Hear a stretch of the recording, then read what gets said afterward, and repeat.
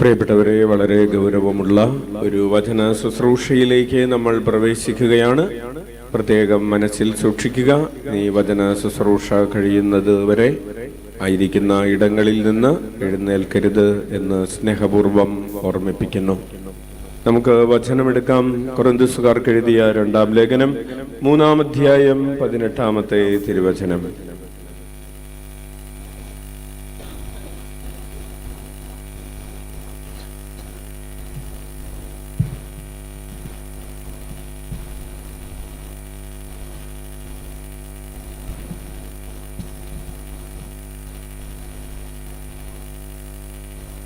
കൊരിന്ത്യസുകാർക്ക് എഴുതിയ 2-ാം ലേഖനം 3-ാം അധ്യായം 18-ാമത്തെ തിരുവചനം വായിക്കാം. കർത്താവിന്റെ മഹത്വം കണ്ണാടിയിലെന്ന പോലെ മൂടുപടമണിയാത്ത മുഖത്ത് പ്രതിഫലിക്കുന്ന നാം എല്ലാവരും അവിടുത്തെ സാദൃശ്യത്തിലേക്ക്, മഹത്വത്തിൽ നിന്ന് മഹത്വത്തിലേക്ക് രൂപാന്തരപ്പെട്ടുകൊണ്ടിരിക്കുകയാണ്. ഇത് ആത്മാവായ കർത്താവിന്റെ ദാനമാണ്. വലതുകരം ഉയർത്തി വീശിക്കൊണ്ട് ഏറ്റു പറയാം. കർത്താവിന്റെ മഹത്വം കണ്ണാടിയിലെന്ന പോലെ മൂടുപടമണിയാത്ത മുഖത്ത് പ്രതിഫലിക്കുന്ന നാം എല്ലാവരും അവിടുത്തെ സാദൃശ്യത്തിലേക്ക്, മഹത്വത്തിൽ നിന്ന് മഹത്വത്തിലേക്ക് രൂപാന്തരപ്പെട്ടുകൊണ്ടിരിക്കുകയാണ്.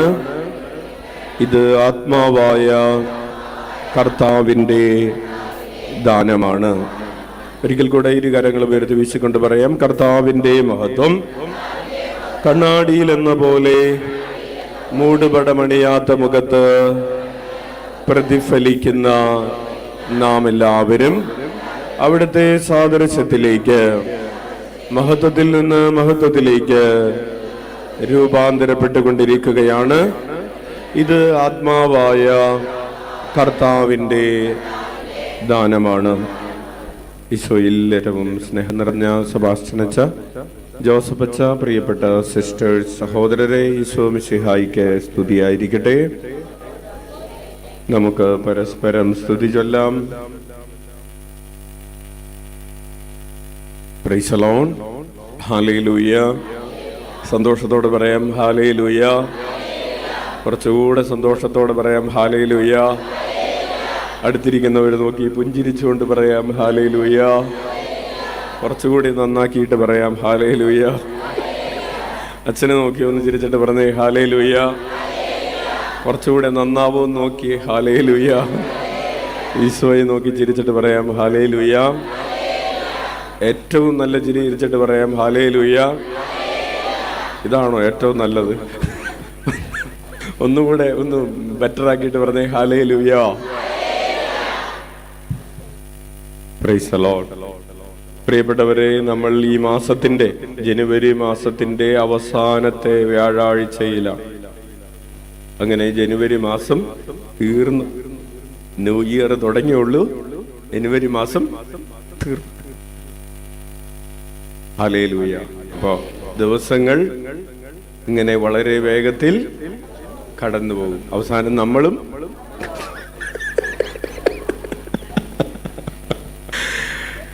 Price the Lord. അപ്പോൾ നമ്മൾ പഠിച്ചുകൊണ്ടിരിക്കുകയാണ്.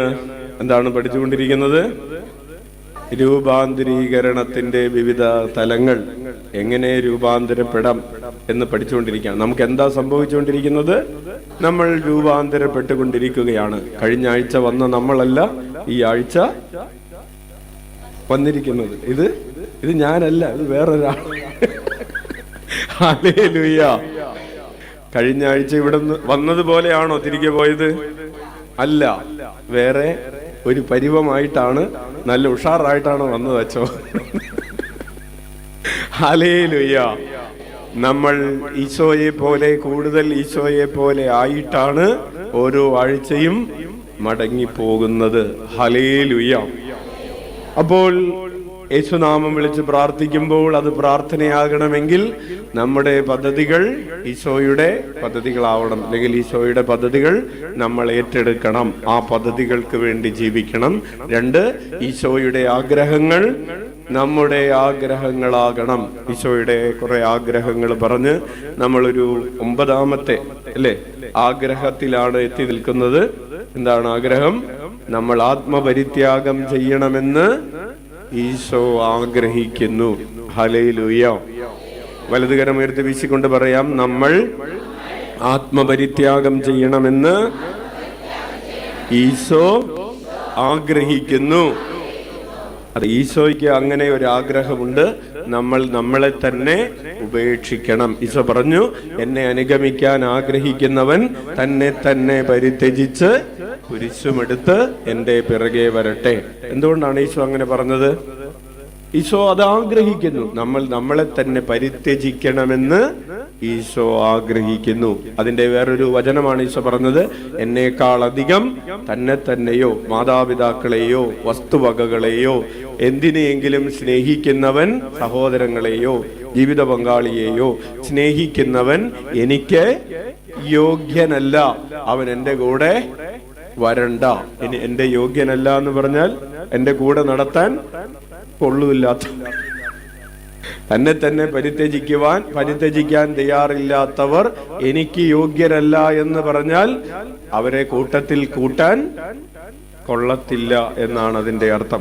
അപ്പോൾ നമ്മൾ നമ്മളെ തന്നെ പരിത്യജിക്കാതെയാണ് ഈശോയെ ഈശോയെ എന്ന് വിളിക്കുന്നതെങ്കിൽ നമ്മൾ കൂട്ടത്തിൽ കൂട്ടാൻ കൊള്ളുന്നവരാണോ കൊള്ളാത്തവരാണോ? നമ്മള് ഈശോയെ ഈശോയെ എന്ന് വിളിക്കുകയും ചെയ്യും, നമ്മുടെ ഒന്നും ഉപേക്ഷിക്കുകയില്ല. അപ്പോൾ നമ്മൾ ആരെയാണ് അന്വേഷിക്കുന്നത്? നമ്മെ തന്നെയാണ് അന്വേഷിക്കുന്നത്. Price the Lord. അപ്പോൾ നമ്മൾ ചോദിക്കും, അപ്പൊ നമ്മൾ സമ്മതിച്ചു. എന്ത് സമ്മതിച്ചു? അച്ഛാ ഉപേക്ഷിക്കാം, എന്തു വേണേലും ഉപേക്ഷിക്കാം. അപ്പോൾ അടുത്ത അത് വിചിന്തനമാണ്, എന്തൊക്കെയാണ് ഉപേക്ഷിക്കേണ്ടത്? നമ്മൾ ഇതുവരെ ഒരു എത്രണ്ണം പറഞ്ഞു? 9 എണ്ണം പറഞ്ഞു. എന്തൊക്കെയാണ് ഉപേക്ഷിക്കേണ്ടത് എന്നതിന്റെ 9 എണ്ണം പറഞ്ഞു. 1, പ്രതികാരം ചെയ്യാനുള്ള അവകാശം ഉപേക്ഷിക്കുക. നമ്മളോട് ഒരു തെറി പറഞ്ഞാൽ തിരിച്ച് തെറി പറയാനുള്ള അവകാശം, നമ്മളോട് ചൂടായാൽ തിരിച്ച് ചൂടാകാനുള്ള അവകാശം ഇല്ലേ? അങ്ങനെ ഒരു അവകാശം ഇല്ലേ? കളിക്കുമ്പോ എന്നെ തല്ലിയ ഇങ്ങോട്ട് പൗള് കാണിച്ച അതൊരു അവകാശമല്ലേ? ആ അവകാശം ഉപേക്ഷിക്കുക. എന്നെ കുറ്റം പറഞ്ഞാൽ ഞാനും പറയും, ഇങ്ങോട്ട് കളിച്ച വിവരം അറിയും. അപ്പോൾ ആ അവകാശം ഉപേക്ഷിക്കുന്നവരാണ്.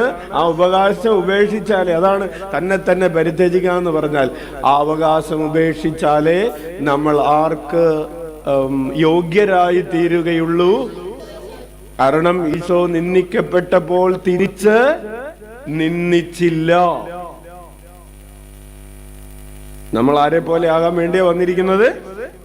ഈശോയെ പോലെ. അപ്പോൾ നിന്ദിക്കപ്പെടുമ്പോൾ തിരിച്ച് നിന്ദിച്ചാൽ നമ്മൾ ആരെ പോലെ ആവുകയില്ല. അപ്പോൾ നമ്മൾ ആരെ പോലെ ആവുകയില്ല. നിന്ദിക്കപ്പെടുമ്പോൾ തിരിച്ച് നിന്ദിക്കാൻ പാടില്ല. ഹല്ലേലൂയ. തല്ല് കിട്ടുമ്പോൾ ഈശോ തല്ല് കിട്ടിയപ്പോൾ തിരിച്ച് തല്ലിയോ? ഇല്ല. അപ്പോൾ നമ്മളും തല്ല് കിട്ടുമ്പോൾ തിരിച്ച് ഹല്ലേലൂയ. ഓക്കെ. 2, എല്ലാ സൗകര്യങ്ങളോടും കൂടെ ജീവിക്കാനുള്ള അവകാശം ഉപേക്ഷിക്കുക. ഈശോയ്ക്ക് എല്ലാ സൗകര്യങ്ങളോടും കൂടെ ജീവിക്കാനുള്ള അവകാശം ഉണ്ടായിരുന്നു. ഈശോ എന്ത് ചെയ്തു? അത് ഉപേക്ഷിച്ചു. ദൈവത്തിന്റെ രൂപത്തിലായിരുന്നവൻ മനുഷ്യന്റെ രൂപത്തിലായി, ദാസന്റെ രൂപത്തിലായി, കാലിത്തൊഴുത്തിൽ പിറന്നവനായി, തലചായ്ക്കാൻ ഇടമില്ലാത്തവനായി, എല്ലാ സൗകര്യങ്ങളോടും കൂടെ ജീവിക്കാനുള്ള അവകാശം ഉപേക്ഷിച്ചു. നമ്മളും നമുക്ക് ഈശോയ്ക്ക് ഒന്നും ഇല്ലാതിരുന്നതുകൊണ്ടാണോ?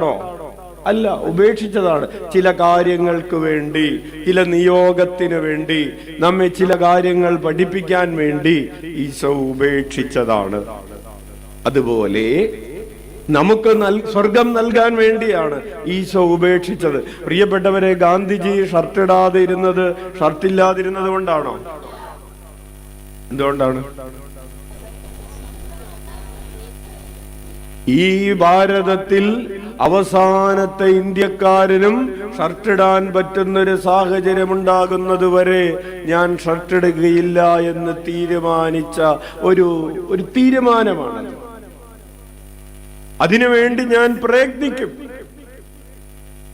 അപ്പോൾ ഈശോ ഉപേക്ഷിച്ചു.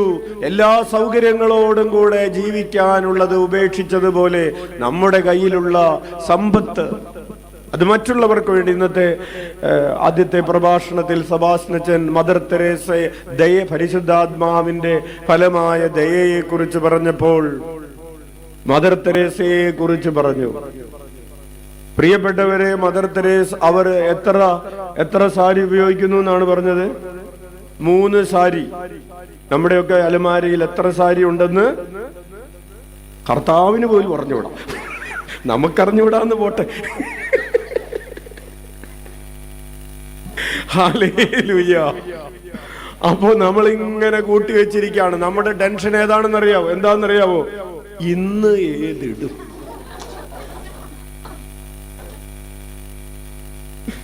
അല്ലേ? ഹല്ലേലൂയ.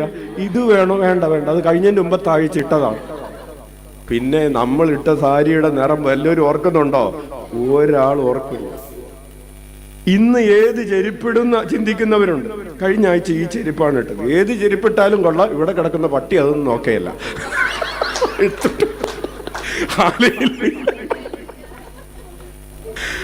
പ്രിയപ്പെട്ടവരെ, പറഞ്ഞു വരുന്നത് നമ്മുടെ സംശയം. നമ്മള് ചില സമയത്ത് ചില പിള്ളേര് ചർച്ച ചെയ്യാണ്, എടാ ഇന്ന് ഏത് ഹോട്ടലിൽ പോകും, ഇന്ന് ഏത് ഭക്ഷണം കഴിക്കും, കഴിഞ്ഞ ആഴ്ച മറ്റേതാ കഴിച്ചത്. അങ്ങനെ നമ്മൾ ചിന്തിച്ചു കൊണ്ടിരിക്കുന്ന ഒരു കാലഘട്ടം. അതാണ് മദർ തെരേസ സിസ്റ്റേഴ്സിനെ പഠിപ്പിച്ചു, 3 എണ്ണം മതി. അപ്പൊ പിന്നെ ടെൻഷനില്ല. 1 എണ്ണം മാറ്റി വെച്ചിരിക്കുകയാണ്. എന്തിനു വേണ്ടിയാണെന്ന് അറിയാവോ? ഈ 3 എണ്ണത്തിൽ 1 എണ്ണം സെപ്പറേറ്റ് വെച്ചിരിക്കുകയാണ്. ഞായറാഴ്ച കുർബാനയ്ക്ക് പോകുമ്പോഴും തിരുനാളിനും എടുക്കാൻ വേണ്ടി. അപ്പൊ 2 എണ്ണം ഉള്ളു ശരിക്കും പറഞ്ഞു. ഹല്ലേലൂയ.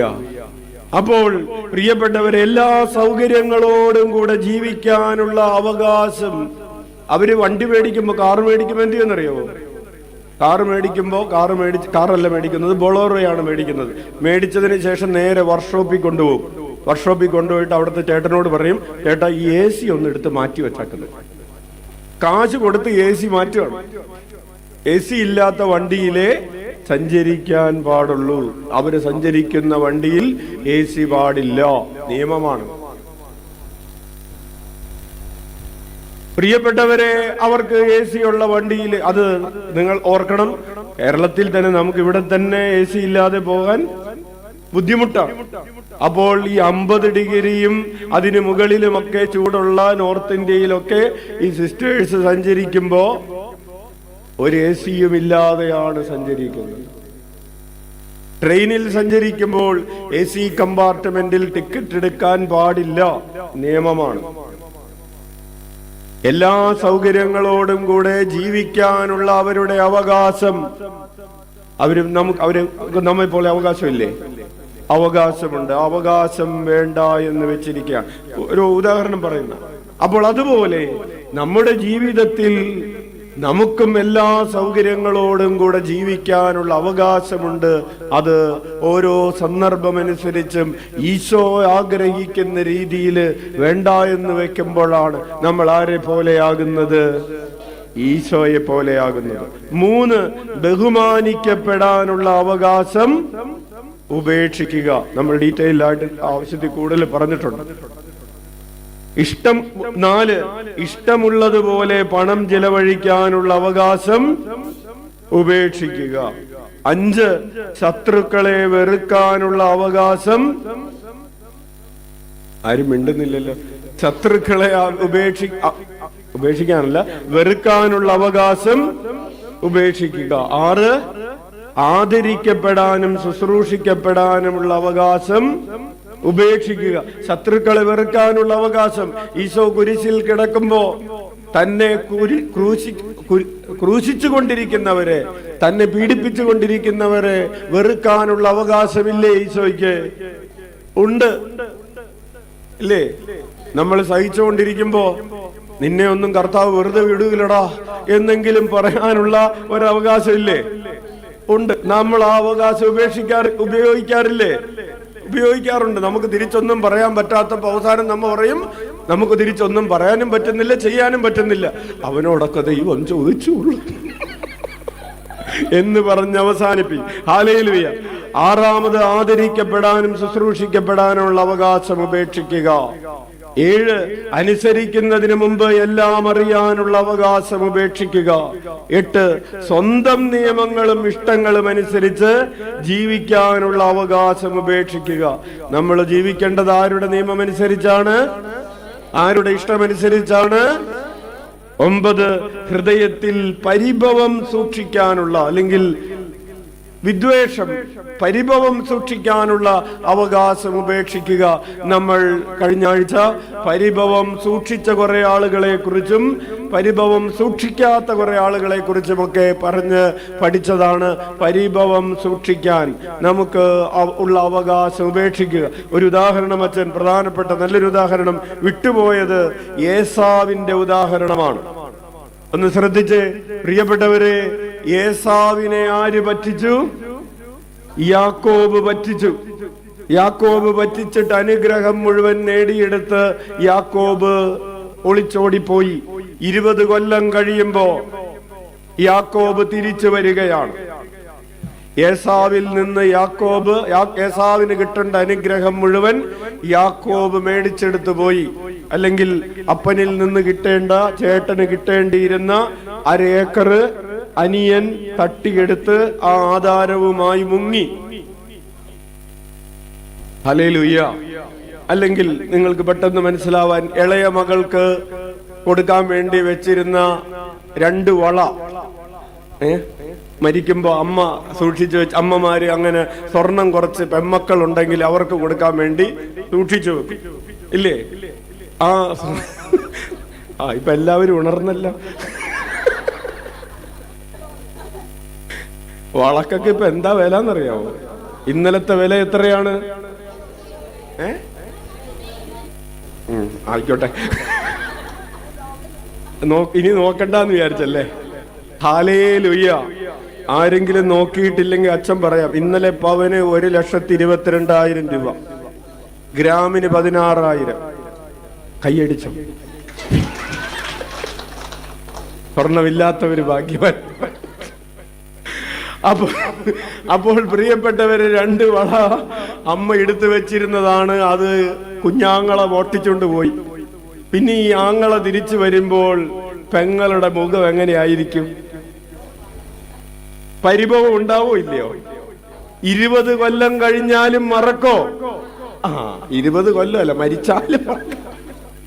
അപ്പോ ഏസാവ്, ഇനി ആ പശ്ചാത്തലത്തിൽ യാക്കോബ് തിരിച്ചു വരുമ്പോൾ ഏസാവ് എന്താണ് ചെയ്യുന്നതെന്നത് അനുകരണീയമാണ്, ചിന്തനീയമാണ്, അത് ധ്യാനിക്കേണ്ടതാണ്. പ്രിയപ്പെട്ടവരെ, യാക്കോബ് തിരിച്ചു വരുമ്പോ ഒരു പരിഭവവുമില്ലാതെ ഏസാവ് വരുന്ന യാക്കോബിനെ സ്വീകരിക്കാൻ വേണ്ടി, യാക്കോബ് വരുന്നുണ്ടെന്ന് കേട്ടിട്ട് ഓടി വരികയാണ്. ഓടി വന്ന് എവിടെ യാക്കോബ്, എവിടെ യാക്കോബ് എന്ന് ചോദിക്കുന്നു. മുൻനിരയിൽ യാക്കോബില്ല, ഭാര്യമാരും മക്കളും ഒക്കെയാണ്. അതിന്റെ അടുത്ത നിരയിലും യാക്കോബില്ല. ഏസാവ് അന്വേഷിക്കുകയാണ്, എന്റെ അനിയൻ യാക്കോബ് എവിടെ? അവസാനം യാക്കോബിനെ കാണുമ്പോ അവൻ കെട്ടിപ്പിടിച്ച് കരയുകയാണ്. അപ്പോ യാക്കോബ് പറയുന്ന ഒരു ഡയലോഗുണ്ട്, ദൈവത്തെ കണ്ടാൽ എന്നതുപോലെയാണ് ഞാൻ അങ്ങയെ കാണുന്നത്. ഇതെല്ലാം ഞാൻ തട്ടിച്ചെടുത്തതിന് പകരമായി, ഇതെല്ലാം അങ്ങയ്ക്ക് സമ്മാനമായി കൊണ്ടുവന്നതാണ് എന്ന് യാക്കോബ് പറയുമ്പോ ഏസാവ് പറയാണ്, മോനെ വേണ്ടടാ, എനിക്ക് ആവശ്യത്തിനൊക്കെ കർത്താവ് തന്നിട്ടുണ്ട്, ഇതൊക്കെ നീ തന്നെ വെച്ചോ എന്ന് പറയുന്ന പരിഭവമില്ലാത്ത ഏസാവ്, പ്രിയപ്പെട്ടവരെ, അത് നല്ലൊരു മുഖമാണ്. ഉച്ചത്തിൽ വിളിക്കാം, ഈശോയേ. നമുക്ക് ഏസാവിന്റെ പേര് കേൾക്കുമ്പോഴൊക്കെ എന്തോ, നമ്മളോട് ഏസാവ് എന്തെങ്കിലും കുറ്റം ചെയ്തിട്ടുണ്ടോ? ഇല്ല. എന്നാലും ഏസാവ് എന്ന് കേൾക്കുമ്പോൾ നമുക്കൊരു വിഷമം അല്ലേ? ഏസാവ് ഇത്രയും നല്ല കാര്യം ചെയ്ത ഒരാൾ. Price the Lord.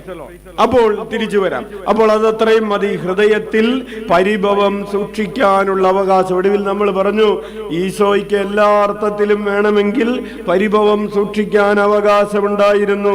പിറക്കാൻ വേണ്ടി ഇടം ചോദിച്ചപ്പോ വെറുതെ ഒന്നും ചോദിച്ചല്ല, വാടകയ്ക്ക് ഒരു മുറി തരുമെന്ന് ചോദിച്ചതാണ്.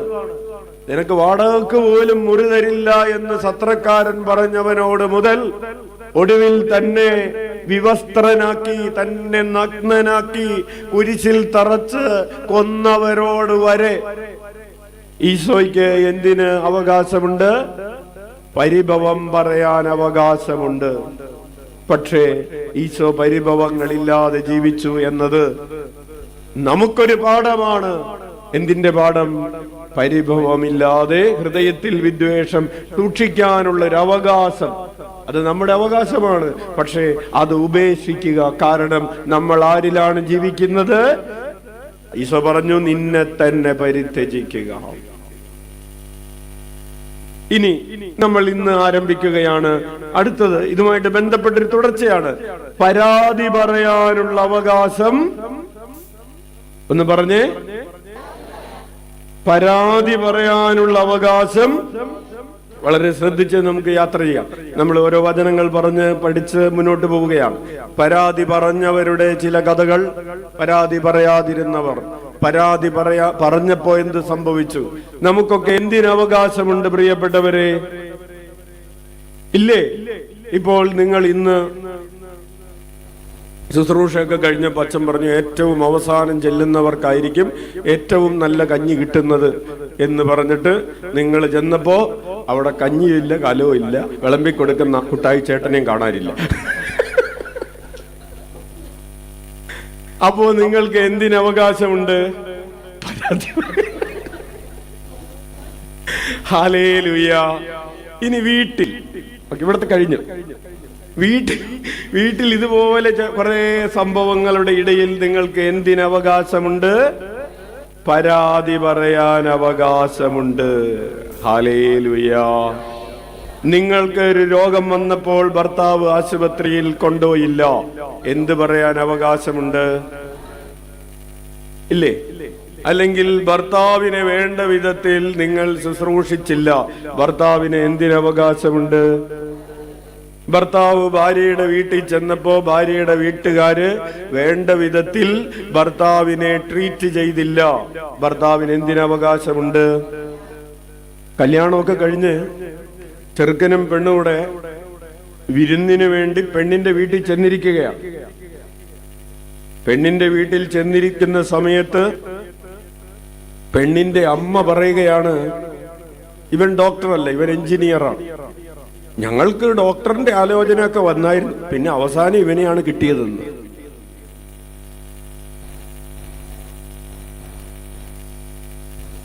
വിവേകമില്ലാത്ത വർത്തമാനങ്ങളാണ്. ഈ വിവേകമില്ലാത്തത് പറഞ്ഞത് എറണാകുളത്തുകാരും തൃശ്ശൂരുകാരും അല്ല, അച്ഛൻ പഞ്ചായത്ത് പറയും, അയ്യങ്കുന്നുകാരൻ.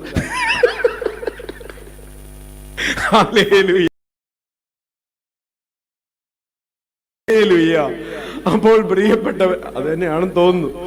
ഓക്കെ, അപ്പൊ അതിൽ കൂടുതൽ പറയാൻ നിവൃത്തിയില്ല. അപ്പോൾ നമുക്ക് പല കാര്യങ്ങളിലും, അപ്പോ ഈ പയ്യന് എന്ത് പറയാൻ അവകാശമുണ്ട്? അവനൊരു പരാതി പറഞ്ഞവിടെ ഇല്ലേ?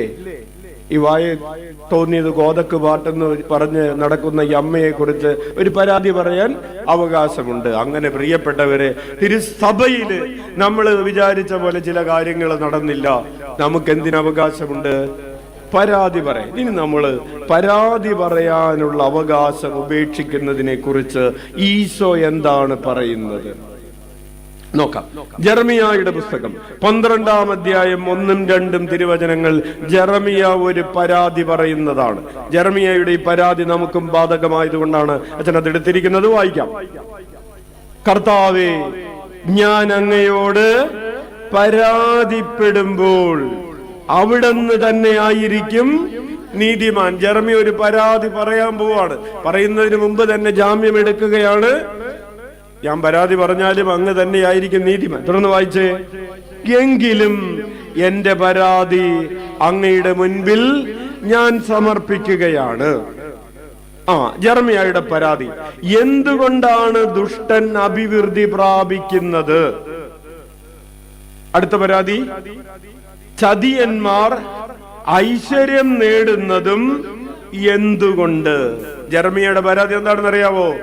ഞാൻ ഈ പ്രാർത്ഥിച്ചും പള്ളിയിൽ പോയും കുരിശു വരച്ചും ത്യാഗമെടുത്തും മുട്ടയിൽ വലിഞ്ഞും യോഗം എഴുതിയിട്ടും ധ്യാനം കൂടിയും നടക്കുന്നു.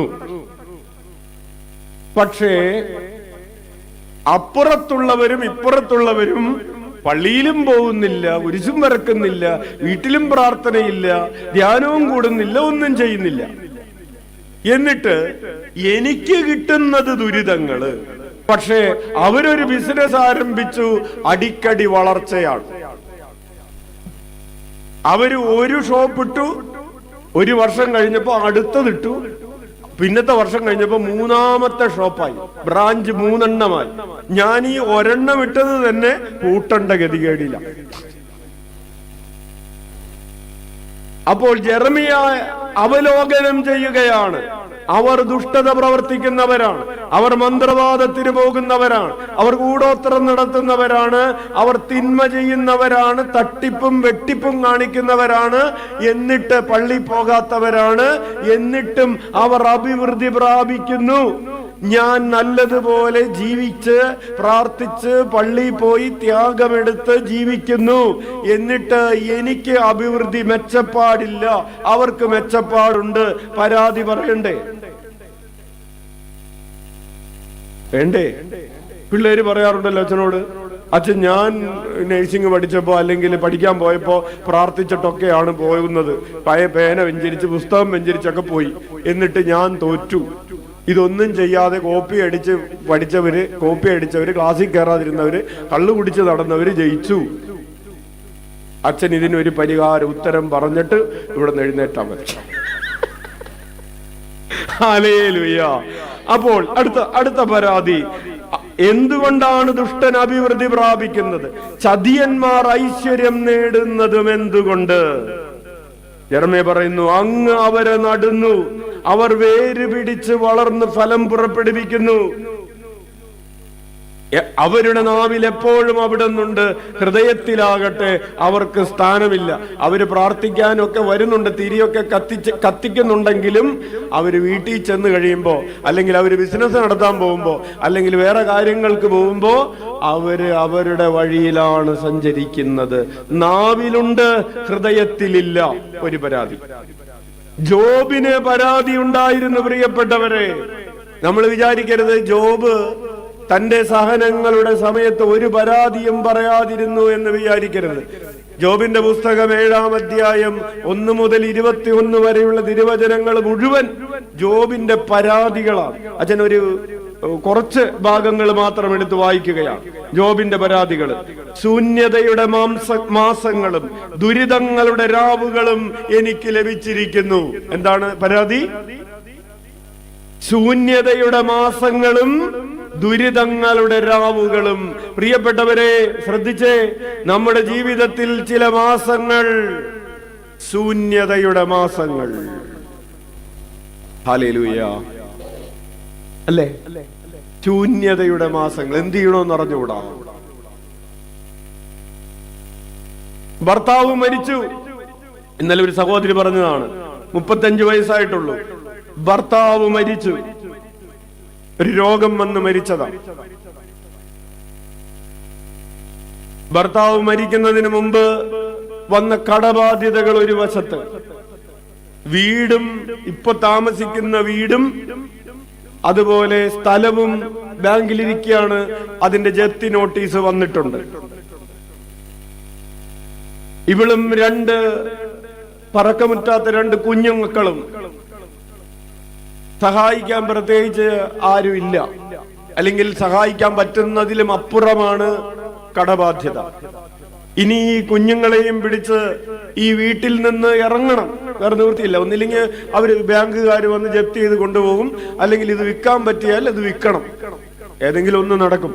എങ്ങനെയാണെങ്കിലും ഈ വീട്ടിൽ നിന്ന് ഇറങ്ങണം. ഇറങ്ങിയിട്ട് എങ്ങോട്ട് പോകും? ഭർത്താവിന്റെ വീട്ടിലേക്ക് കയറി ചെല്ലാൻ പറ്റുമോ? ഭാര്യയുടെ വീട്ടിലേക്ക് കയറി ചെല്ലാൻ പറ്റുമോ? ആരും ഞങ്ങളോട് ഇങ്ങോട്ട് വന്നോ എന്ന് ഇതുവരെ പറഞ്ഞിട്ടില്ല. ആരെങ്കിലും പറയും എന്ന് വിചാരിച്ച് മനസ്സിൽ കാത്തിരിക്കുന്നുണ്ട്. പക്ഷെ ആരും പറഞ്ഞിട്ടില്ല എന്തെങ്കിലും ബുദ്ധിമുട്ടുണ്ടെങ്കിൽ വന്നോട്ടോ എന്ന്. അപ്പോൾ പ്രിയപ്പെട്ടവരെ, അതാണ് പറഞ്ഞത്, ശൂന്യതയുടെ മാസങ്ങൾ, ദുരിതങ്ങളുടെ രാവുകൾ. ഒരു സഹോദരി പറഞ്ഞു, അച്ഛാ ഈ രാത്രി നേരം വെളുക്കല്ലേ എന്ന് പ്രാർത്ഥിച്ചുകൊണ്ടാണ് കിടക്കുന്നത്. ദിവസങ്ങൾ മുന്നോട്ട് പോകല്ലേ, 31-ാം തീയതി ആകല്ലേ എന്ന് പ്രാർത്ഥിച്ചു കൊണ്ടിരിക്കുകയാണ്. മാർച്ച് 31 ആകല്ലേ എന്ന് പ്രാർത്ഥിച്ചു കൊണ്ടിരിക്കുകയാണ്. ജനുവരി പോയി, ജനുവരി തീർന്നു. ഇനി മുമ്പിലുള്ളത് 2 മാസങ്ങളാണ്. മാസങ്ങൾ കടന്നു പോകല്ലേ എന്ന് പ്രാർത്ഥിച്ചാൽ കടന്നു പോകാതിരിക്കുമോ? കടന്നു പോകും. അതാണ് ശൂന്യതയുടെ മാസങ്ങൾ, ദുരിതങ്ങളുടെ രാവുകൾ. തുടർന്ന് വായിക്കാം. ഉറങ്ങാൻ കിടക്കുമ്പോൾ എപ്പോഴാണ് പ്രഭാതമാവുക എന്ന് ഞാൻ ചിന്തിക്കുന്നു. ജോബ് ചിന്തിക്കാണ്, രാത്രി കിടന്നിട്ട് ഉറക്കം വരുന്നില്ല. കാരണം എന്താണ്? ഈ ശരീരം മുഴുവൻ വ്രണമാണ്. രാത്രി നീണ്ടതാണ്. രാത്രി അങ്ങനെയാണ് നീണ്ടതാവുന്നത് പ്രിയപ്പെട്ടവരെ. 10 മണിക്ക് കിടന്നു, 11 മണിക്ക് എഴുന്നേറ്റു, സമയം നോക്കി, നേരം വെളുത്തിട്ടില്ല, 11 മണിയായിട്ടുള്ളൂ. വീണ്ടും കിടന്നു, മറിഞ്ഞും തിരിഞ്ഞും കിടന്നു, ഉറങ്ങാൻ പറ്റുന്നില്ല. സമയം നോക്കാണ് ഇടക്കിടക്ക്, നേരം വെളുത്തോന്നു, 12 മണിയായി. രാത്രി നീണ്ടതാണ്. കോവിഡ് വന്നപ്പോ, ഉറക്കം നഷ്ടപ്പെട്ടപ്പോ ഈ രാത്രി നീണ്ടതാ എങ്ങനെയാണെന്ന് അറിഞ്ഞായിരുന്നോ? അറിഞ്ഞായിരുന്നു ഇല്ലേ? അച്ഛനും അറിഞ്ഞായിരുന്നു. അതാണ് അച്ഛൻ ഇത്ര കൃത്യമായിട്ട് പറഞ്ഞുകൊണ്ടിരിക്കുന്നത്. ഹല്ലേലൂയ. ഇനി നേരം വെളുത്താലോ മുറിക്ക് പുറത്തിറങ്ങാൻ പറ്റും. അപ്പോ രാത്രി നീണ്ടതാണ്. പ്രഭാതം വരെ ഞാൻ കിടന്നുരുളുന്നു. പുഴുക്കളും മാലിന്യവും എന്റെ ശരീരത്തെ പൊതിഞ്ഞിരിക്കുന്നു. ആരുടെ പരാതിയാണ്? ജോബിന്റെ പരാതിയാണ്. പുഴുക്കളും മാലിന്യവും എന്റെ തൊലി വിണ്ടുകീറി ചലമൊലിക്കുന്നു. സ്വപ്നങ്ങൾ കൊണ്ട് അങ്ങനെ ഭയപ്പെടുത്തുന്നു. ദർശനങ്ങൾ കൊണ്ട് എന്നെ പരിഭ്രാന്തനാക്കുന്നു. അസ്ഥിപഞ്ജരമാകുന്നതിനേക്കാൾ കഴുത്ത് ഞെരിച്ചുള്ള മരണമാണ് ഞാൻ ഇഷ്ടപ്പെടുന്നത്. നമ്മൾ പറയാണ്, എനിക്ക് സ്വയം മരിക്കാൻ പേടിയാണ്. കർത്താവേ, എന്നെ നീ തന്നെ ഒന്ന് തീർക്ക്. പറയാറില്ലേ ആളുകൾ? എനിക്ക് സ്വയം മരിക്കാൻ പേടിയാണ്, ഞാനൊന്ന് ചത്തിരുന്നെങ്കിൽ എന്ന് പരാതി പറയുന്ന സമയങ്ങളുണ്ട് മനുഷ്യ ജീവിതത്തിൽ. പറഞ്ഞു പോകും ചിലപ്പോ. രോഗം വന്നിട്ട് തന്നെ ആവണമെന്നൊന്നും ഇല്ല കേട്ടോ. രോഗം വന്നിട്ടല്ല, മക്കളുടെ ചില പ്രവൃത്തി കണ്ടപ്പോ മാതാപിതാക്കൾ പറഞ്ഞു പോയതാണ്, ചത്തുപോയിരുന്നെങ്കിൽ നന്നായിരുന്നു. അപ്പോൾ കഴുത്ത് ഞെരിച്ചുള്ള മരണമാണ് ഞാൻ ഇഷ്ടപ്പെടുന്നത്. ഞാൻ ആശയറ്റവനാണ്, ഞാൻ എന്നേക്കും ജീവിച്ചിരിക്കുകയില്ല. എന്നിട്ട് പറയാണ്, എന്നെ ഏകനായി വിടുക. ദൈവം എന്നെ അങ്ങോട്ട് വിട്ടേക്ക്, ഞാൻ എന്റെ ജീവിതം ജീവിച്ചോട്ടെ, നീ എന്നെ ശല്യപ്പെടുത്താൻ വരല്ലേ. ആരോടാ പറയുന്നത്? എന്നെ ഒറ്റക്ക് വിട്, ഞാനൊന്ന് സ്വസ്ഥമായിട്ട് ജീവിക്കട്ടെ. ഞാൻ ആശയറ്റവനാണ്, എനിക്കൊരു പ്രത്യാശയില്ല.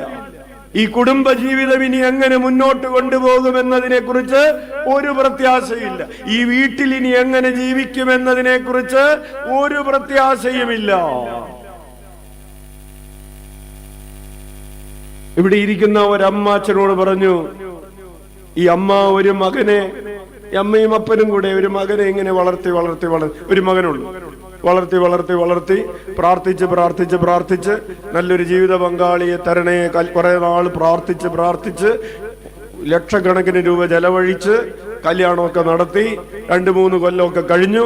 ഇപ്പൊ മകൻ വിദേശത്താണ്, മകളും മരുമകളും 2 മക്കളും നാട്ടിലുണ്ട്. അങ്ങനെ അവര് നല്ലൊരു വീട്ടില് താമസിച്ചു കൊണ്ടിരിക്കുകയാണ്.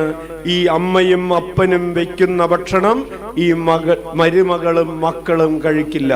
അവര് വെക്കുന്നത് ഇവർക്ക് കൊടുക്കില്ല. അടുക്കള ഒന്നേ ഉള്ളൂ, വെപ്പ് 2 ഉണ്ടെന്ന്.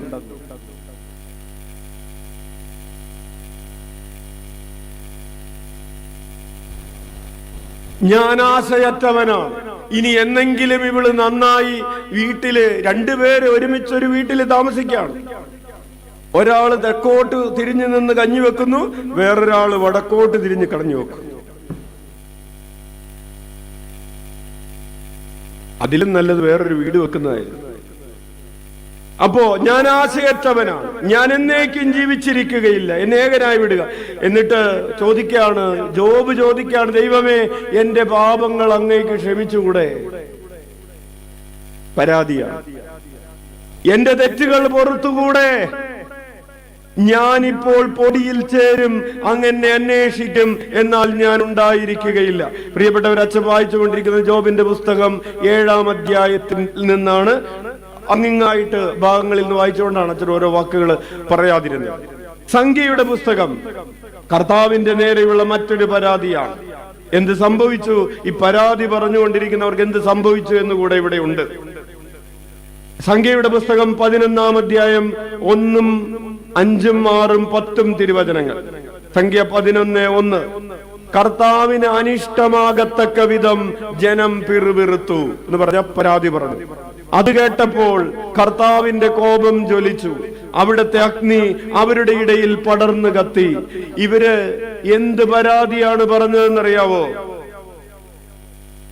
അവര് പറഞ്ഞ പരാതി, പ്രിയപ്പെട്ടവരെ, ആരാണ് ഞങ്ങൾക്ക് ഭക്ഷിക്കാൻ മാംസം തരിക? ഈജിപ്തിൽ വെറുതെ കിട്ടിയിരുന്ന മത്സ്യം, വെള്ളരിക്ക, മത്തങ്ങ, സവോള, ചുവന്നുള്ളി, വെള്ളുള്ളി, ഇവയൊക്കെ ഞങ്ങൾ ഓർക്കുന്നു. ഇവിടെ ഞങ്ങളുടെ പ്രാണൻ പോകുന്നു. ഈ മന്നായല്ലാതെ മറ്റൊന്നും കാണാനില്ല. കൂടാരവാതിൽക്കലിരുന്ന് അവരോരോരുത്തരും വിലപിക്കുന്നത് മോശ കേട്ടു. കർത്താവിന്റെ കോപമാളിക്കത്തി. അവര് ഞങ്ങൾക്ക് ദൈവം തന്നിരുന്ന മന്നായെ കുറിച്ച് പരാതി പറയുകയാണ്. എല്ലാ ദിവസവും ഈ ചോറും കറി, എല്ലാ ദിവസവും ഇത് തന്നെ, ഒരേ ഭക്ഷണം തന്നെ കൊടുത്തുകൊണ്ടിരിക്കുകയാണ്. ചേച്ചി പറ, പരാതി പറയാൻ അവകാശമില്ലേ? ഉണ്ട് അല്ലേ? മക്കൾക്ക് എല്ലാ ദിവസവും ഒരേ കറി തന്നെ വെച്ചു കൊടുത്ത ചോറ് പിന്നെ മാറ്റാൻ പറ്റില്ലല്ലോ. എന്ത് പറയും?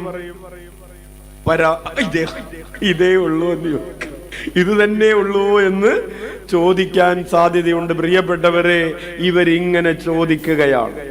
അവരുടെ നേരെ കർത്താവിന്റെ കോപം ആളിക്കത്തുകി. ഹല്ലേലൂയ. മന്നായെ കുറിച്ച് പരാതി.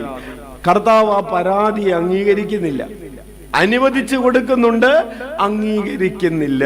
യോനായുടെ പുസ്തകം 4-ാം അധ്യായം 1 മുതൽ 4 വരെയുള്ള തിരുവചനങ്ങൾ. യോന 4-ാം അധ്യായം 1 മുതൽ 4 വരെ വായിക്കാം.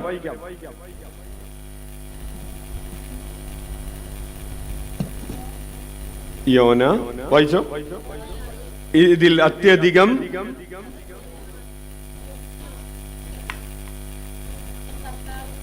യോന അസംതൃപ്തനും കുപിതനുമായി അവൻ കർത്താവിനോട് പറഞ്ഞു, ഞാൻ ദേശത്തായിരുന്നപ്പോൾ ഇത് തന്നെയല്ലേ അങ്ങയോട് പറഞ്ഞത്?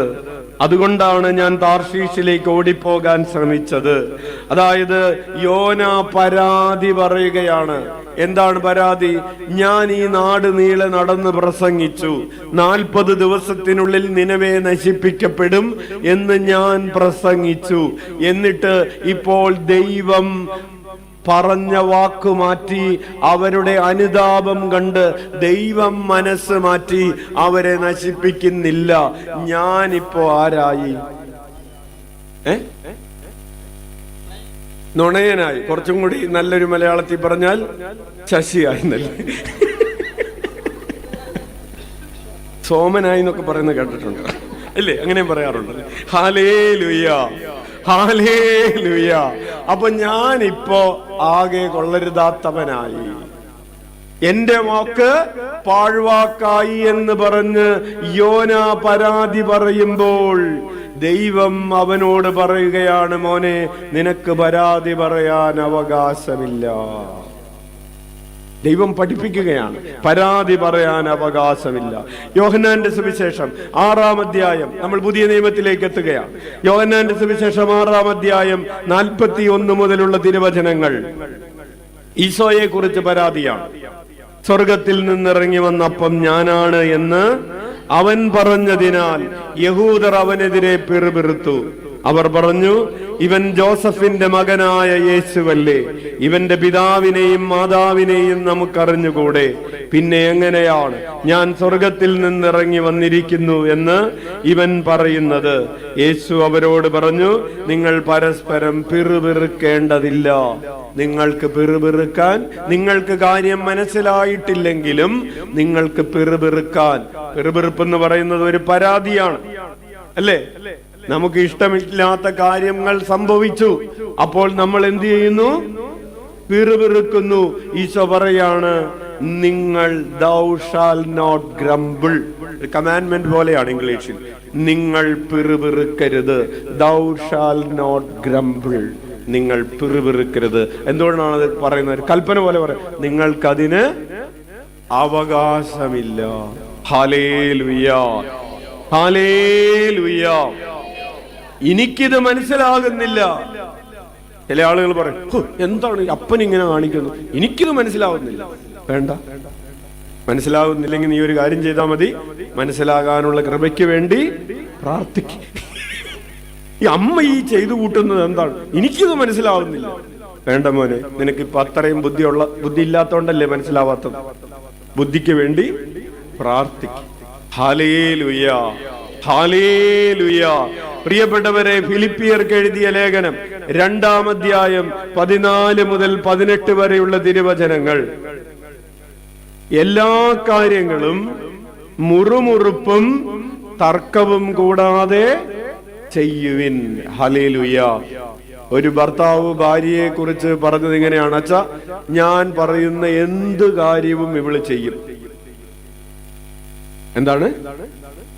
ഞാൻ പറയുന്ന എന്ത് കാര്യവും ഇവള് ചെയ്യും. പക്ഷെ ചെയ്യുന്നതിന് മുമ്പ് എന്ത് വർത്താനം? കൊണക്ക് വർത്താനോ? അങ്ങനെ ഒരു വർത്താനം. 2 വർത്തമാനം ആവശ്യമില്ലാത്തത് പറഞ്ഞിട്ട് ചെയ്യുക. കുനിഷ്ഠ വർത്തമാനം. ഹല്ലേലൂയ. വചനം പറയാണ്, എല്ലാ കാര്യങ്ങൾ എന്തെങ്കിലും പറയുന്നൊക്കെ ചെയ്യുന്നുണ്ട്, പക്ഷെ മുറുമുറുപ്പുകളോടും പിറുപിറുപ്പും ഒക്കെ തർക്കിച്ചിട്ടാണ് അത് ചെയ്യുന്നത്. ഹല്ലേലൂയ. ചില മക്കളും അങ്ങനെയാണ്, പറയുന്നൊക്കെ ചെയ്യും, പക്ഷെ എന്തെങ്കിലുമൊക്കെ പറഞ്ഞിട്ട് ചെയ്യും. അങ്ങനെ നിങ്ങൾ മുറുമുറുപ്പും തർക്കവും കൂടാതെ ചെയ്യുവിൻ. അങ്ങനെ നിങ്ങൾ നിർദോഷരും നിഷ്കളങ്കരുമായി തീർന്ന് വഴിപിഴച്ചതും വക്രതയുള്ളതുമായ തലമുറയുടെ ഇടയിൽ കുറ്റമറ്റ ദൈവമക്കളാകട്ടെ. അവരുടെ മധ്യേ ലോകത്തിൽ നിങ്ങൾ വെളിച്ചമായി തീരുകയും ചെയ്യട്ടെ. നിങ്ങൾ ജീവന്റെ വചനത്തെ മുറുകെ പിടിക്കുവിൻ.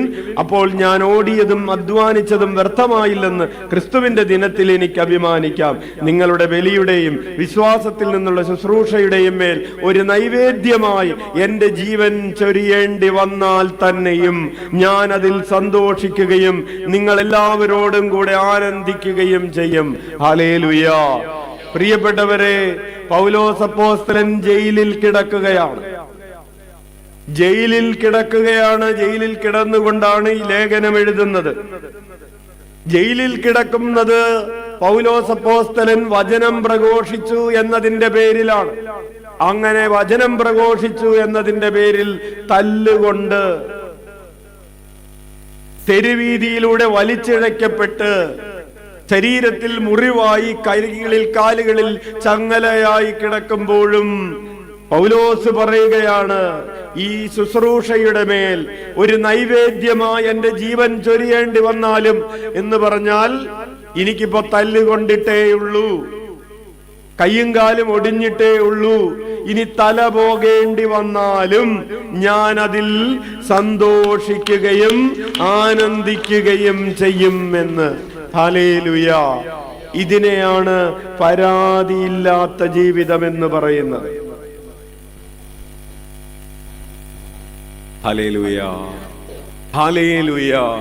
പ്രിയപ്പെട്ടവരെ, നമ്മൾ ഓരോ ദിവസവും ചെറിയ ചെറിയ കാര്യങ്ങളുടെ പേരിൽ ഉണ്ടാക്കിക്കൊണ്ടിരിക്കുന്ന വലിയ വലിയ വഴക്കുകൾ, വീട്ടിൽ വലിയ ബഹളം നടക്കാണ്, ഒച്ചപ്പാട്, ബഹളം. എന്താണെന്ന് ചെന്ന് അന്വേഷിച്ച് നോക്കുമ്പോ ഉള്ളി പൊളിച്ചു നോക്കിയ പോലെ ഇരിക്കും, അല്ലേ? അവസാനം ചെല്ലുമ്പോ ഒന്നും ഉണ്ടാവുകയില്ല. ഒരു വിവാഹമോചനം ഇപ്പൊ ഭാര്യയും ഭർത്താവും 2 സ്ഥലത്ത് കഴിയുകയാണ്. ഇത് നിങ്ങളോട് പറഞ്ഞോന്ന് അറിഞ്ഞൂടാ. അപ്പോ സംസാരിച്ചു വന്നപ്പോ കാരണം എന്തായെന്നറിയാവോ? അമ്മ കാല് നീട്ടി വെച്ചിരിക്കുകയായിരുന്നു. തേങ്ങ ചിരണ്ടുമ്പോ കാല് നീട്ടി വെക്കൂല്ലേ? ഇരുന്നു കൊണ്ട് തേങ്ങ ചിരണ്ടുമ്പോ കാല് നീട്ടി വെച്ചിരിക്കുക. അപ്പൊ മരുമകള് പുറത്തേക്ക് പോകാൻ വേണ്ടിയിട്ട് വേഗത്തിൽ പുറത്തേക്ക് ഇറങ്ങാണ്. പുറത്തേക്ക് ഇറങ്ങിപ്പോ ഈ തേങ്ങ ചിരണ്ടുമ്പോ നമ്മൾ ഇത്തിരി കാറ്റും വെളിച്ചം ഒക്കെ ഉള്ള സ്ഥലത്തല്ലേ ഇരുന്ന്. അപ്പൊ ആ വാതിലിന്റെ കട്ടിലപ്പടിയുടെ അടുത്തിരുന്നാണ് കാല് നീട്ടി വെച്ചുകൊണ്ടിരിക്കുന്നത്. അപ്പോൾ ഈ മകള് പുറത്തേക്ക് ജോലിക്ക് പോകാൻ വേണ്ടി അവള് തിരക്ക് പിടിച്ചിറങ്ങുന്നതിന്റെ ഇടയിൽ അവള് വിചാരിച്ചു, ഇനി അമ്മനോട് അമ്മേ കാല് ചുരുട്ടി വെക്കും, ഞാൻ അങ്ങോട്ട് കടന്നു പോകട്ടെ എന്നൊന്നും പറയണ്ടല്ല എന്ന് വിചാരിച്ച് അവള് വേഗം ഓടി വന്ന് കാല് കവച്ച് വെച്ച് പുറത്തേക്ക് ഇറങ്ങി. ഓക്കെ. അപ്പോ അമ്മക്കത് ഇഷ്ടപ്പെട്ടില്ല. അമ്മ മകനെ വിളിച്ച്, മകൻ ഇനി അവൻ കവച്ചു വെക്കാനുള്ളത് അവനാണ്, അവനും റെഡി ആയിക്കൊണ്ടിരിക്കുക. അവൻ വന്നിട്ട് പറഞ്ഞു, നീ ഇതൊന്നും കാണുന്നില്ലേ? എന്താണെന്ന്? അവള് ദേ എന്റെ കാല് കവച്ചു വെച്ചിട്ട്. പ്രിയപ്പെട്ടവരെ, ചുരുക്കി പറയാം, ഇപ്പൊ അവളുടെ വീട്ടിൽ അന്ന് വലിയൊരടി ഉണ്ടായി. അപ്പൊ അവൻ അമ്മനെ സന്തോഷിപ്പിക്കാൻ വേണ്ടി അവനും കവച്ചു വെച്ച് പോകാൻ നിന്നതാണ്. അവൻ അവളോട് പറഞ്ഞു, നിനക്കെന്താടി എന്റെ അമ്മനൊന്ന് ബഹുമാനിച്ചാല്? നിന്റെ വീട്ടുകാരെ ഞാൻ ബഹുമാനിക്ക എന്തെങ്കിലും പറയുമ്പോഴേക്കും അവളുടെ വീട്ടുകാരെയും കൂടി ചേർത്ത് അങ്ങോട്ട് പറഞ്ഞു.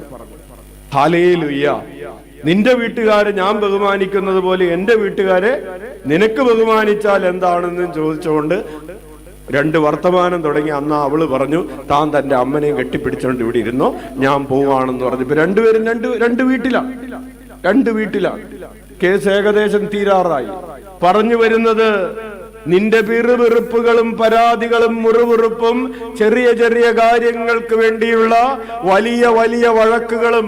പ്രിയപ്പെട്ടവരെ, നിങ്ങള് പല വിവാഹമോചനത്തിന്റെയും കഥകളുടെ പിന്നാമ്പറങ്ങളിലേക്ക് പതുക്കെ ഒന്ന് സഞ്ചരിച്ചാൽ ഒടുവിൽ ഇതുപോലെയുള്ള ചെറിയ കാര്യങ്ങളിൽ പൊറുക്കാമായിരുന്ന, ക്ഷമിക്കാമായിരുന്ന, വിട്ടുകൊടുക്കാമായിരുന്ന, പോട്ടെ എന്ന് പറയാമായിരുന്ന, വേണ്ട എന്ന് വെക്കാമെന്ന് ആർക്കെങ്കിലും ഒരാൾക്ക് ഒന്ന് ക്ഷമിച്ചിരുന്നെങ്കിൽ ഒരുമിച്ച് ജീവിക്കാമായിരുന്ന കുടുംബങ്ങൾ ഇഷ്ടം പോലെ ഉണ്ടെന്നേ, ഇഷ്ടം പോലെ ഉണ്ട്. എത്രയോ പേര് ഇവിടെ വന്ന് ഞങ്ങൾ വേർപിരിയാൻ തീരുമാനിച്ചിരിക്കുന്നു എന്ന് പറഞ്ഞ് പ്രാർത്ഥിച്ച് ചെറിയ കാര്യങ്ങളാണെന്ന് കണ്ടെത്തി വീണ്ടും ഒരുമിച്ച് ഞങ്ങൾ ഇന്ന് തീരുമാനിച്ചു, ഞങ്ങൾ ഇനി ഒരിക്കലും ജീവിക്കുന്നില്ല എന്ന് പറഞ്ഞ് പ്രാർത്ഥിച്ച് തിരിച്ചു പോയവര് അടുത്ത വർഷത്തെ ഒരു കൊച്ചിനെ ആയിട്ട് വരികയാണ്. ഹല്ലേലൂയ. അപ്പൊ നിങ്ങൾ വേർപിരിഞ്ഞില്ലേ? ഇല്ല ചച്ച എന്ന് പറഞ്ഞപ്പോ പിന്നെ ആ കാര്യം മനസ്സിലായി. അച്ഛൻ ഈ കൊച്ചിന് വേണ്ടി ഒന്ന് പ്രാർത്ഥിക്കും. ശരി. ഹല്ലേലൂയ. ജയിലിൽ കിടക്കുന്ന പൗലോസിന് പരാതിയില്ല, കുരിശിൽ കിടക്കുന്ന കർത്താവിനും പരാതിയില്ല. പിറുപിറുപ്പുകളില്ലാതെയാണ് ഈശോ കുരിശിൽ കിടക്കുന്നത്. ഈശോ പറയുകയാണ്, നീ നിന്നെ തന്നെ പരിത്യജിക്കുക. ഹല്ലേലൂയ. ഈശോ പരാതിയില്ലാതെയാണ്. ഈശോ ജെറൂസലേമിലേക്ക് പോകാൻ വേണ്ടി യാത്ര ചെയ്യുകയാണ്. ലൂക്കായുടെ സുവിശേഷം 9-ാം അധ്യായം 51 മുതലുള്ള തിരുവചനങ്ങളിലാണ് ഈശോ ജെറൂസലേമിലേക്ക് പോകാൻ ഉറച്ചു. അവൻ തനിക്ക് മുമ്പേ ഏതാനും ദൂതന്മാരെ അയച്ചു. അവന് വേണ്ട ഒരുക്കങ്ങൾ ചെയ്യാൻ അവർ സമരിയാക്കാരുടെ ഗ്രാമത്തിൽ പ്രവേശിച്ചു. അവൻ ജെറൂസലേമിലേക്ക് പോവുകയായിരുന്നത് കൊണ്ട് അവർ അവനെ സ്വീകരിച്ചില്ല. ഹല്ലേലൂയ. ഞങ്ങളുടെ നാട്ടിലൂടെ പോകരുതെന്ന് പറഞ്ഞു. അപ്പോ യോഹന്നാനും യാക്കോബും വന്നിട്ട് പറഞ്ഞു, ഞങ്ങൾ സ്വർഗത്തിൽ നിന്ന് അഗ്നി ഇറക്കി ഇവരെ നശിപ്പിക്കട്ടെ. ഈശോ പറഞ്ഞു, ഉണ്ടാതിരിക്കുക, തോന്നിവാസം പറയല്ലേ, നമുക്ക് വേറെ വഴി കൂടെ പോവാം എന്ന് പറഞ്ഞാൽ തന്നെ വഴി നടത്താൻ അനുവദിക്കാതിരുന്നവരോട് ഈശോയ്ക്ക് പരാതിയില്ല.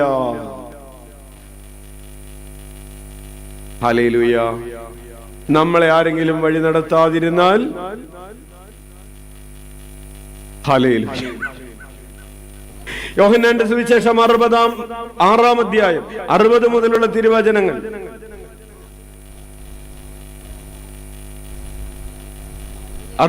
യോഹന്നാൻ 6:60 മുതൽ. ഇത് കേട്ട് അവന്റെ ശിഷ്യന്മാരിൽ പലരും പറഞ്ഞു, ഈ വചനം കഠിനമാണ്, പരാതി പറയുകയാണ്. എന്നിട്ട് മതി, ഇത് ശ്രവിക്കാൻ ആർക്ക് സാധിക്കുമെന്നൊക്കെ പറഞ്ഞിട്ട് പിന്നീട് നമ്മൾ വായിക്കുകയാണ്, പലരും അവനെ വിട്ടുപോയവരെ കുറിച്ച് ഈശോയ്ക്ക് പരാതിയില്ല. ഇത്രയും നാള് എന്റെ ചോറും നിന്ന് അല്ലേ നമ്മള് തിന്ന ചോറിന് നന്ദി കാണിക്കണമെന്നൊന്നും പറയാനായിട്ട് ഈശോ നിന്നില്ല. അവര് വിട്ടുപോയി. ശിഷ്യന്മാരോട് ചോദിക്കുകയാണ്, നിങ്ങൾക്കും പോകണമോ? ഹല്ലേലൂയ. ആരോടും പരാതിയില്ല. ഇത്രയും നാള് കൂടെ നിന്നതാണ്, ഇത്രയും നാള് ഞാൻ അവരെ തീറ്റിപ്പോറ്റിയതാണ്. അവര് പോയി, ഞാനാണ് അവരെ പഠിപ്പിച്ചത്, ഞാനാണ് അവരെ ഡിഗ്രിക്ക് ചേർത്തത്. അവർക്ക് പഠിക്കാനായിട്ട് ഫീസ് കൊടുക്കാനില്ലാതിരുന്നപ്പോ ഞാനാണ് ഫീസ് കൊടുത്തത്. ഹോസ്റ്റൽ ഫീസ് കൊടുത്തത് ഞാനാണ്, വണ്ടിക്കാശ് കൊടുത്തത് ഞാനാണ്, യൂണിഫോം മേടിക്കാൻ പൈസ കൊടുത്തത് ഞാനാണ്, എന്തിന് പിക്നിക്കിന് പോകാൻ പോലും പൈസ കൊടുത്തത് ഞാനാണ്. എന്നിട്ട് ഇപ്പൊ കോഴ്സൊക്കെ വൃത്തിയാക്കി ഒക്കെ എല്ലാം കഴിഞ്ഞപ്പോ ഒരു ദിവസം ഇവിടെ ഒന്ന് നിൽക്കാൻ പറഞ്ഞപ്പോ അവന് സമയമില്ല, തിരക്കാണ്. ഹല്ലേലൂയ. കല്യാണത്തിന് വേണ്ടി എല്ലാം ചെയ്തു കൊടുത്തത്, എല്ലാ കല്യാണം നടക്കാതിരുന്നപ്പോ പ്രാർത്ഥിച്ചത്, നല്ല ചെറുക്കനെ കണ്ടുപിടിച്ചു കൊടുത്തത്, അല്ലെങ്കിൽ കല്യാണത്തിന് സാമ്പത്തിക സഹായം നടത്തിയത് ഒക്കെ ഞാനാണ്. അതിനുവേണ്ടി പലതും ഞാൻ ചെയ്തു. എന്റെ സമയവും സമ്പത്തും ഒക്കെ കൊടുത്ത് കല്യാണം നടത്തി. കല്യാണം നടത്തിയതിന് ശേഷം കല്യാണം നടന്ന് ഈ ചെക്കനും പെണ്ണും എല്ലായിടത്തും വിരുന്നിന് പോവില്ലേ? അപ്പൊ ഈ ആന്റിയും കുടുംബവും ഇത്തിരി ദൂരത്താണ് താമസിക്കുന്നത്. അവര് കല്യാണത്തിനൊക്കെ വന്ന് തിരിച്ചുപോയി. എന്നിട്ട് കല്യാണം കഴിഞ്ഞ് ഈ ചെറുക്കനും പെണ്ണും എല്ലായിടത്തും വിസിറ്റ് നടത്തിയതിന്റെ കൂട്ടത്തിൽ ഈ ആന്റിയുടെയും കുടുംബത്തിന്റെയും വീട്ടിൽ പോയില്ല. പരാതി ഉണ്ടാവില്ലേ? Hallelujah, hallelujah. പ്രിയപ്പെട്ടവരെ, തന്നെ എല്ലാവരും വിട്ടുപോയപ്പോഴും പിന്നെ അവരൊരിക്കലും തിരിച്ചു വരാതിരുന്നപ്പോഴും ആര് പരാതി പറയുന്നില്ല? ഈശോ പറയാണ്, നീ പരാതികൾ പറയാനുള്ള നിന്റെ അവകാശം ഉപേക്ഷിക്കുക. ഡ്രോപ്പ്. നമ്മൾ പഠിച്ചുകൊണ്ടിരിക്കുന്ന വിഷയം സെൽഫ് എംപ്റ്റിയിങ് എന്ന വിഷയമാണ്. വാക്കാവർത്തിച്ച് പറയുന്നില്ലെന്നുള്ളൂ. നമ്മെ ആത്മപരിത്യാഗമെന്ന് പറയുന്ന ഒരു വിഷയം നമ്മൾ ആഴത്തിൽ പഠിച്ചുകൊണ്ടിരിക്കുകയാണ്. ഇത് നമുക്ക് ഒത്തിരിയേറെ ഗുണം ചെയ്യും.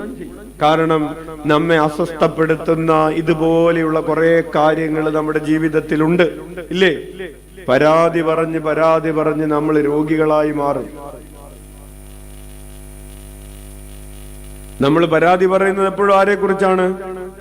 മറ്റുള്ളവരെ കുറിച്ചാണല്ലോ. അവരുടെ കാര്യം അവര് നോക്കട്ടെ. Hallelujah, hallelujah. അതുകൊണ്ട് പ്രിയപ്പെട്ടവരെ, പരാതികൾ, ഒരുപക്ഷെ പരാതി ഭർത്താവിനെ കുറിച്ചായിരിക്കാം, ഭാര്യയെ കുറിച്ചായിരിക്കാം, മക്കളെ കുറിച്ചായിരിക്കാം, മാതാപിതാക്കളെ കുറിച്ചോ സഹോദരങ്ങളെ കുറിച്ചോ ആയിരിക്കാം. ഈശോ പറയാണ്, ഈശോ എങ്ങനെ ജീവിച്ചത്? പരാതിയില്ലാതെ ജീവിക്കാൻ പറ്റിയാൽ നമ്മൾ ആരെ പോലെയാകും? ഇപ്പൊ നിങ്ങളും പറയാൻ സാധ്യതയുണ്ട്, അച്ഛാ ഈ വചനം കഠിനമാണ്, ഇനി ഞങ്ങൾ ഒരിക്കലും ഇങ്ങോട്ട് നിങ്ങൾ ഇനി ഈ വചനം കഠിനമാണ്, ഒരിക്കലും ഇങ്ങോട്ട് വരികയില്ല എന്ന് പറഞ്ഞാലും ആർക്ക് പരാതി ഉണ്ടാവില്ല? ആഹാ, അച്ഛൻ അങ്ങനെ സൂഹിക്കണ്ട.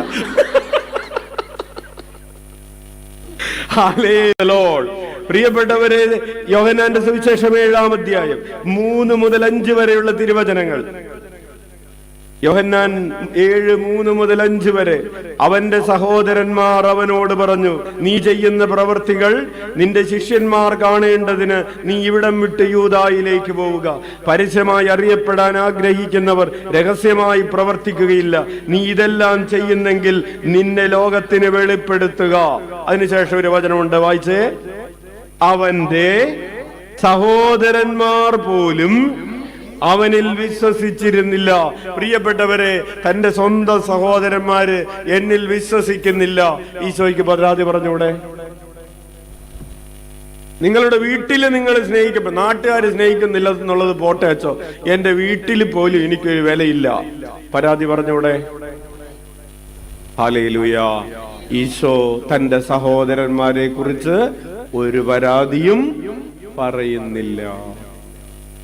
Hallelujah, hallelujah. ഇനി അച്ഛൻ അത് സമ്മറൈസ് ചെയ്യാണ്.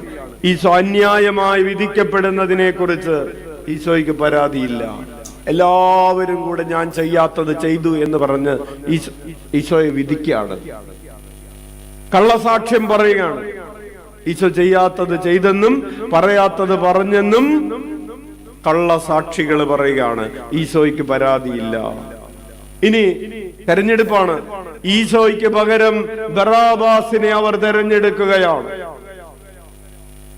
ഒരു വശത്ത് ദൈവപുത്രൻ പാപത്തിന്റെ മാലിന്യമേസാത്ത മനുഷ്യപുത്രൻ നിൽക്കുമ്പോ, മറുവശത്ത് കള്ളനും കൊള്ളക്കാരനും കൊലപാതകിയും ഒക്കെയായ ബറാബാസിനെ മതി എന്ന് ലോകം പറയുന്ന ഒരു സമയത്ത് ഈശോ മിണ്ടാതെ നിൽക്കുകയാണ്. നിനക്ക് പകരം അവർ ഏറ്റവും ദുഷിച്ച ഒരാളെ തെരഞ്ഞെടുക്കുകയാണ്. അയാള് മതി എന്ന് പറയുകയാണ്. പ്രിയപ്പെട്ടവരെ, പരാതിയില്ല. ഈശോ പറയുന്നില്ല ഞാനായിരുന്നു ശരിക്കും ജയിക്കേണ്ടിയിരുന്നത്, എന്നെയാണല്ലേ നിങ്ങൾ പഞ്ചായത്ത് തെരഞ്ഞെടുപ്പിൽ 2 പേര് നിന്നു, വേറൊരാൾ 5 വോട്ടിന് ജയിച്ചു, ഞാനായിരുന്നു ശരിക്കും ജയിക്കേണ്ടി. ഹല്ലേലൂയ. എനിക്കായിരുന്നു ശരിക്കും ഫസ്റ്റ് കിട്ടേണ്ടിയിരുന്നത്. പരാതിയില്ല. കുരിശ് വഹിക്കേണ്ടി വരുന്നതിനെ കുറിച്ച് ഈശോയ്ക്ക് പരാതിയില്ല. കുരിശിൽ തറച്ചവരെ കുറിച്ച് പരാതിയില്ല. പ്രിയപ്പെട്ടവരെ, അപ്പോസ്തല പ്രവർത്തനങ്ങൾ 16-ാം അധ്യായം 19 മുതൽ 25 വരെയുള്ള തിരുവചനങ്ങൾ നിങ്ങൾ വായിച്ചിട്ട് വാ. അച്ഛൻ പരാതിയെ കുറിച്ചുള്ള കുറച്ചുകൂടെ വിചിന്തനങ്ങള്, പരാതി പറയാതെ മരിച്ച കുറച്ച് വിശുദ്ധരെ കുറിച്ചുള്ള കാര്യങ്ങളടക്കം അടുത്ത ആഴ്ച നമുക്ക് പഠിക്കാം. ഇന്ന് ഇത്രയും മതി. പോരെ? മതി അച്ഛോ, മതി. അച്ഛനും മതിയായി. ഹല്ലേലൂയ. അപ്പോൾ എന്താണ് നമ്മൾ പറഞ്ഞുകൊണ്ടിരിക്കുന്നത്? പരാതി പറയാനുള്ള അവകാശം ഉപേക്ഷിച്ചാൽ നമ്മൾ ആരെ പോലെയാകും? അല്ലെങ്കിൽ ആരെ പോലെയാകും? അല്ലെങ്കിൽ നമ്മളെ പോലെ തന്നെയാവും. നമ്മൾ ഈശോയെ പോലെ ആകാൻ ആഗ്രഹിക്കുന്നവർ ഈശോയുടെ സ്വഭാവം പഠിച്ചിട്ട് ആ സ്വഭാവം പോലെ, അതിനെയാണ് അവിടുത്തെ സാദൃശ്യത്തിൽ നിന്ന് സാദൃശ്യത്തിലേക്ക് നമ്മൾ രൂപാന്തരപ്പെട്ടുകൊണ്ടിരിക്കുകയാണ്. പരാതി പറയുന്ന ശീലത്തിൽ നിന്ന് പരാതി പറയാത്ത ശീലത്തിലേക്ക് നമ്മൾ രൂപാന്തരം. വിദ്വേഷം, വെറുപ്പ് അല്ലെങ്കിൽ പരിഭവം സൂക്ഷിക്കുന്ന ഒരു ശീലത്തിൽ നിന്ന് പരിഭവമില്ലാത്തൊരവസ്ഥയിലേക്ക് രൂപാന്തരപ്പെടുകയാണ്. വിദ്വേഷം അല്ലെങ്കിൽ ക്ഷമിക്കാൻ പറ്റാത്തത്, വിദ്വേഷം ഹൃദയത്തിൽ സൂക്ഷിക്കുന്ന അവസ്ഥയിൽ നിന്ന് ഒരു വിദ്വേഷവും ഇല്ലാത്ത അവസ്ഥയിലേക്ക് രൂപാന്തരപ്പെടുകയാണ്. ഉച്ചത്തിൽ വിളിച്ച ഈശോയേ, ഈശോയേ. പ്രിയപ്പെട്ടവരെ, അച്ഛൻ പങ്കുവയ്ക്കുന്നത് നിങ്ങൾക്ക് ആഴത്തിൽ ബോധ്യപ്പെടുന്നുണ്ട് എന്ന് അച്ഛൻ കരുതുകയാണ്. Praise the lord. ഹല്ലേലൂയ. അപ്പോൾ അടുത്ത ആഴ്ച വരുമ്പോ വായിച്ചുകൊണ്ട് വരാനുള്ള വചനം ഏതാണ്? അപ്പോസ്തല പ്രവർത്തനങ്ങൾ അച്ഛൻ മറന്നുപോയി. 16-ാം അധ്യായം 19 മുതൽ 25 വരെയുള്ള വചനങ്ങൾ വായിക്കുക. നമുക്ക് കണ്ണുകളടക്കാം.